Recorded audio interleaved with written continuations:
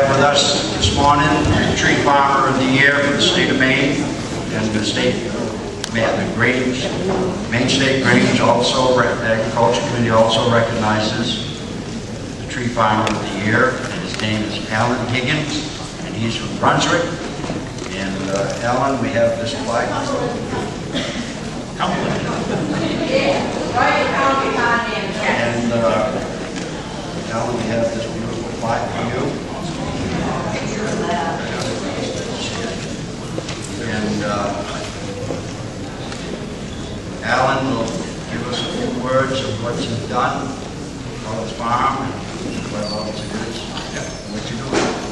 Like they did. Awesome. All right, I think I'm a little tall for this job here. Kind of feel a little bit out of place, as you might know, but thank you very much for this wonderful plaque and award. That's just stunning. It's beautiful.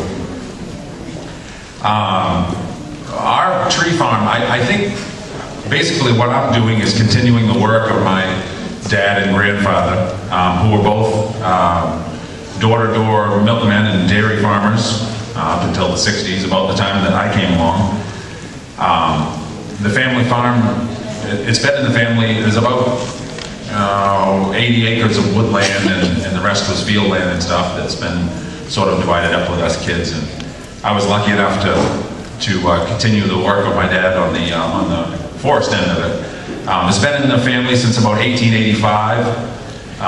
They were door-to-door milkmen, had about 30 or so dairy cows on average, and delivered with horses and buggies and whatnot until cut down cars and various different trucks and things throughout, which I'm sorry I missed out on all of that, but I was lucky enough to come along at the tail end of it, and we didn't have much left for animals, but we cut a lot of hay in the summer and lifted a lot of bales onto the trucks, and we used to cut a lot of wood in the winter, and so I came along just at the tail end of when we were still doing 4-foot, a lot of 4-foot pulpwood, which went to some of the local mills. We used to load all that by hand and stuff.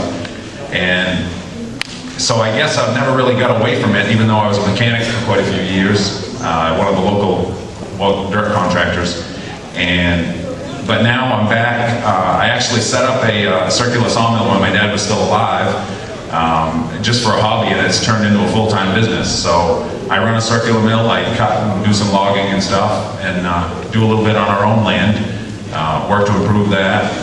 It's all sandy ground down there, and so it's good in the spring and fall, rainy season like this. You can get out and cut a few low-grade trees and get rid of them and move them along, and then we do some logging out in the community also. It's kind of funny, Brunswick isn't really known for being a logging town, although there's a lot of wood growing in it. And there's a lot of farm land, and I'm kind of happy to see the interest in a lot of the small farms sort of coming back, and people growing food locally and growing trees locally and using them for firewood, and basically growing their own food in the farmers markets. It's kind of been good to see that coming back, so I'm glad to be a part of that and continuing my dad's work. He was in the tree farm, I think he went in the tree farm system in 1952, and when he passed away, I took it over, and then throughout getting this award and stuff, they have awarded me his whole tree farm number, which I can't remember. I should know off the top of my head, but I don't.